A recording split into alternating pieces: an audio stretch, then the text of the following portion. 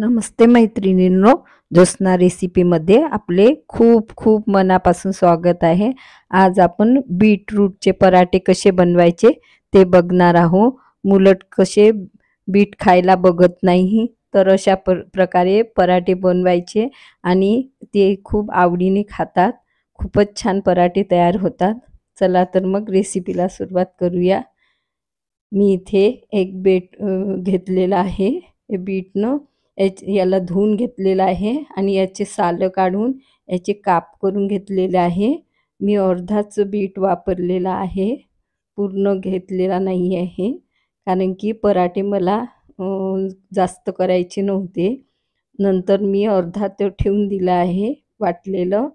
हे घेतलेलं आहे आता मिश्रण, हे वाटून घेतलेलं आहे। आता हे आपल्याला या भांड्यामध्ये काढून घ्यायचं आहे आणि अशा प्रकारे बनवून द्या तर मुलं कसे आवडीने खातात। आता मी मिरची, आलं, लसूण आणि जिरं बारीक करून घेतलेलं आहे। 4-5 मिरच्या केलेल्या आहेत। तुमच्या आवडीनुसार तुम्ही मिरचीचं प्रमाण कमी जास्त करू शकता।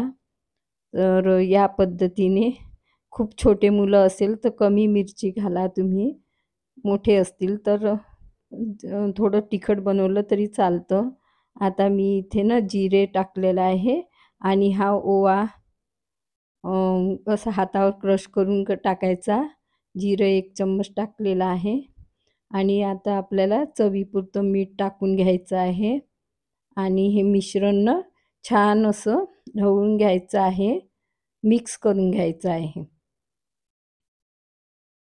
व्यवस्थित मिक्स करायचं आहे।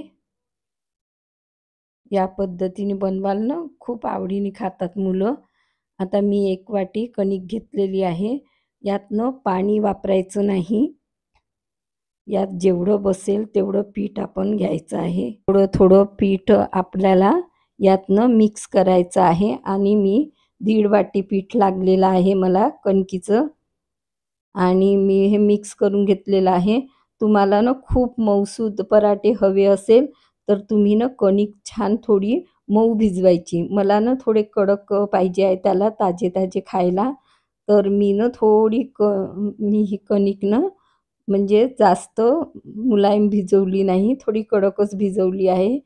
आणि तुम्ही नरम भिजवाल ना तर ते पराठे फुलून येतात छान, असे फुगतात छान। तर त्याला ना ते कडक हवे आहेत म्हणून मी या पद्धतीचे बनवत आहे। तुम्हाला फुललेले आवडत असेल तर तुम्ही त्या पद्धतीने नरम करायची थोडी कणिक। आता मी छान गोळे तयार करून घेतलेले आहे आणि आता एक पराठा ना मी या पद्धतीने लाटून घ्यायचा आहे।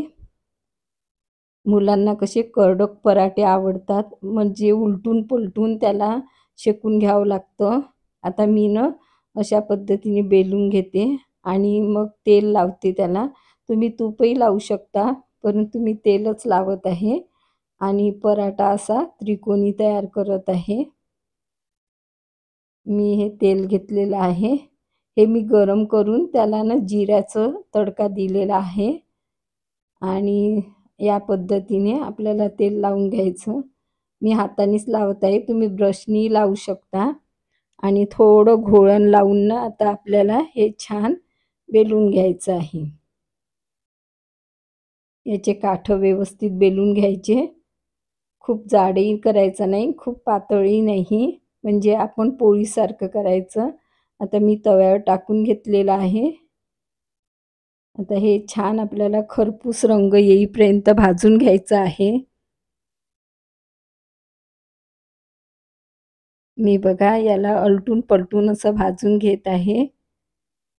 थोडं ना मी वरून याला तेलही लावलेलं होतं किंचित, जास्त त्याला तेलाचं नको आहे म्हणून मी थोडं कमी आणि टिश्यू पेपरनी आता छान असं दाबून त्याला पराठ्यांना छान असं अलटून पलटून शेकून घ्यायचं आहे।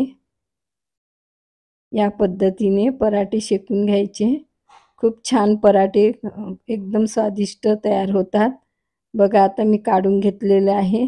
त्याच पद्धतीने आता मी दुसरा पराठा टाकून घेतलेला आहे। तुम्हाला जास्त तेल हवं असेल तर जास्तही लावू शकता, छान मग हे न थंड झाल्यानंतर पोळीसारखे असे छान नरम येतात आणि ताजे-ताजे खाल्ले की अलटून-पलटून ना छान यांना कडक मुलांना आवडतात, काही मुलांना नरम आवडतात. त्या पद्धतीने शेकायची किंवा कणिकही आपण भिजवताना नरम भिजवली की नाही तसे टम्म फुगलेले बनतात. मी तर त्याही पद्धतीचे बनवून दाखवील नंतर रेसिपी शूट करेल. तर या पद्धतीने मी बनवून घेतलेले आहे. लोणच्यासोबत आहे. खूपच छान लागतात. टमाटरच्या चटणीसोबत वगैरे. या पद्धतीने मुलांना बीट खायला घालू शकतो आपण. कशी वाटली तुम्हाला माझी पद्धत? नक्की ट्राय करा. पुन्हा भेटू नवीन व्हिडिओसोबत.